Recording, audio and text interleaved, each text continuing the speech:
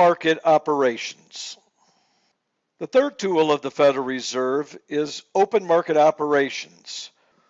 Open market operations, or OMO, is the buying and selling of government securities.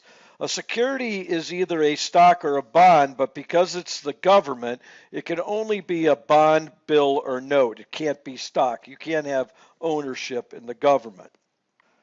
Let's look at a balance sheet of a commercial bank, and the reserve requirement is 10%.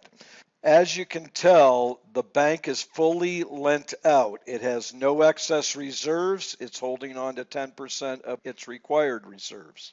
Let's say the Federal Reserve wants to expand the economy and it purchases securities from this bank.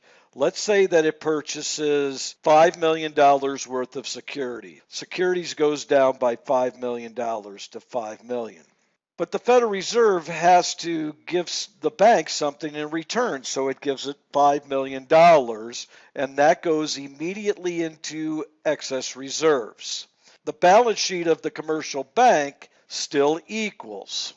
To speed up the economy, the banks lend these excess reserves. If these excess reserves just sit in the bank, it does nothing to the economy. But if they lend those excess reserves, so now these excess reserves goes into loans, then this increases the money supply, which helps the economy get back to full employment.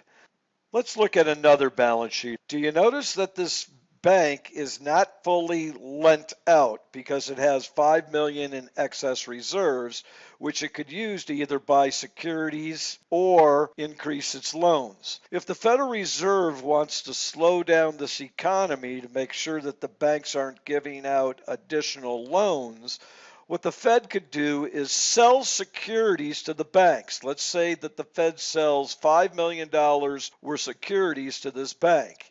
Bank's securities goes up by $5 million. Now, both sides don't equal. Something else has to change.